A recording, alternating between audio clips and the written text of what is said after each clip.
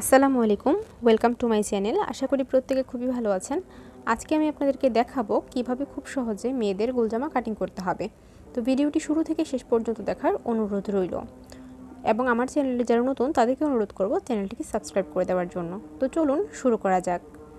এখানে আমি 3.5 গজ পরিমাণ কাপড় নিয়েছি। কাপড়টিকে প্রথমে খুলে আমি লম্বালম্বিভাবে 2 ভাঁজ করে নিচ্ছি। শুরুতেই আমি জামার বডির অংশটি কেটে নেব। তো এর জন্য এক সাইড থেকে কাপড়টিকে এভাবে 2 ভাঁজ করে এক সাইড থেকে আমি এভাবে পরিমাণ মতো আরও একটি ভাঁজ দিয়ে কাপড়টিকে 4 ভাঁজ করে নিয়েছি।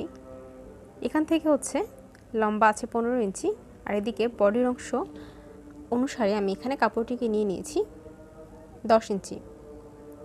তো এখানে আমি কাপড়টিকে কেটে নিচ্ছি।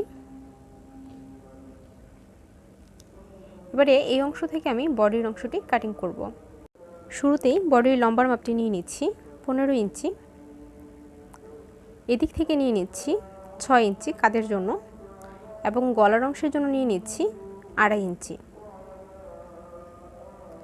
এখান থেকে গলার লম্বা নিয়ে নিচ্ছি 4 ইঞ্চি। গলার পেছনের অংশে আমি চেন ব্যবহার করব, তো এর জন্য 4 ইঞ্চি নিয়েছি। এপাশ থেকে আর্মহোলের জন্য নিয়ে নেব 6.5 ইঞ্চি।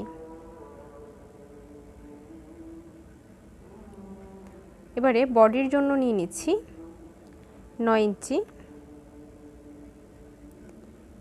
এবং 1 ইঞ্চি এক্সট্রা নিয়ে নিব সেলাই করার জন্য। এবার পেটের মাপ নিয়ে নিচ্ছি 8 ইঞ্চি, 1 ইঞ্চি এক্সট্রা নিয়ে নিচ্ছি সেলাই করার জন্য। এবারে আমি একটি স্কেল দিয়ে দাগগুলো সমান করে দিচ্ছি। এবারে আমি আর্মহোলের কাটিংটি করে নিব। এখান থেকে মাঝখানে একটি চিহ্ন দিয়ে এই চিহ্ন থেকে আমি আর্মহোলের জন্য শেপটি দিয়ে দিচ্ছি। কোনাকুনিভাবে 1.5 ইঞ্চি নিয়ে এখানে আমি আর্মহোলের শেপটি দিয়ে দিলাম এবং কোমরের রাউন্ড শেপের জন্য এই সাইড থেকে আমি 1/2 ইঞ্চির মতো কাপড় কেটে নিচ্ছি। এখানে একটি শেপ দিয়ে দিচ্ছি। এবারে আমি দাগ অনুযায়ী কাপড়টিকে কেটে নেব।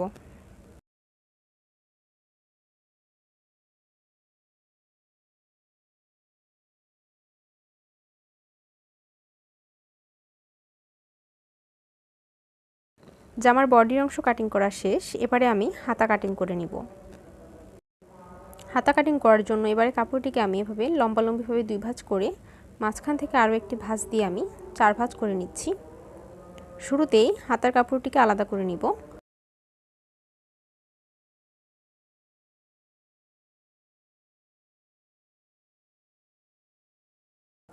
এবারে আমি হাতের মুহুরির জন্য শুরুতে এখানে 1/2 ইঞ্চির মতো দাগ কেটে নিয়েছি।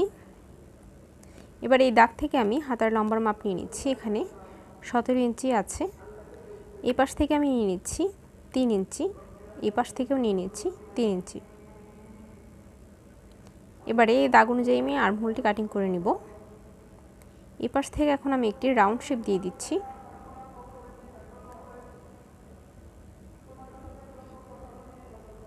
এদিক থেকে হাতের মুহুরির মাপ নিয়ে নিচ্ছি 5 ইঞ্চি, 1 ইঞ্চি এক্সট্রা নিয়ে নিব সেলাই করার জন্য।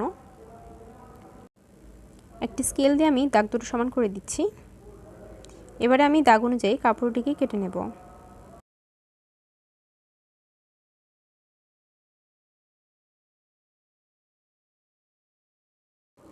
হাতাটি কাটিং করা হয়ে গেছে। এবারে আমি গোল জামার রাউন্ডের যে অংশটি সেই অংশটি কেটে নেব। গোল জামার রাউন্ডের অংশটি কাটিং করার জন্য শুরুতেই আমি বাকি কাপড়টিকে এভাবে 2 ভাঁজ করে নিয়েছি এবং এই পাশ থেকে এভাবে একটি কোনাকুনি ভাঁজ দিয়ে দিতে হবে। এবারে বডির যে অংশটি এই অংশটি আমি এই পাশ থেকে এভাবে সোজাসুজি রেখে এখানে আমি একটি দাগ কেটে নিব।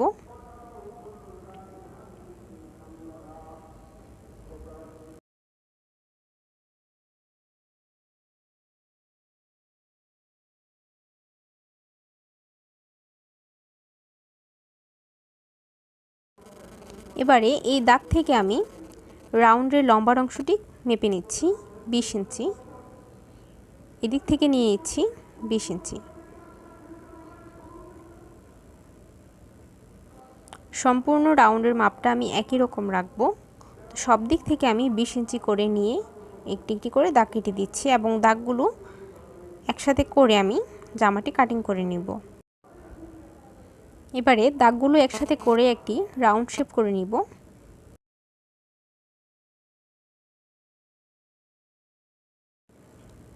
এবারে আমি এই দাগ অনুযায়ী কাপড়টিকে কেটে নিচ্ছি।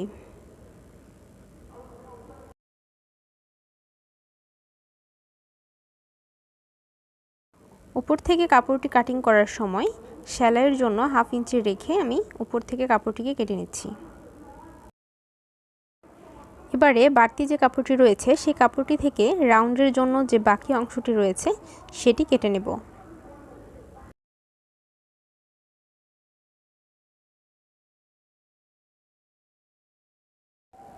রাউন্ডের বাকি অংশটি কাটিং করার জন্য বাড়তি যে কাপড়টি রয়েছে সেই কাপড়টির সোজা সাইডটিকে এভাবে রেখে এই কাপড়টির সমান মাপ নিয়ে কেটে নিতে হবে।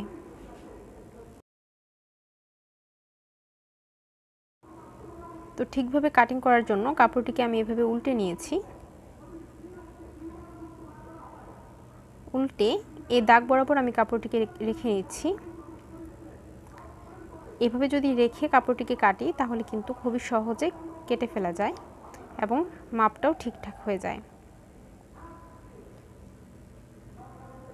এবারে আমি উপরের রাউন্ড অনুযায়ী নিচের কাপড়টিকেও একটি শেপ দিয়ে দিচ্ছি এবং এই শেপ অনুযায়ী আমি এখন কাপড়টিকে কেটে নেব।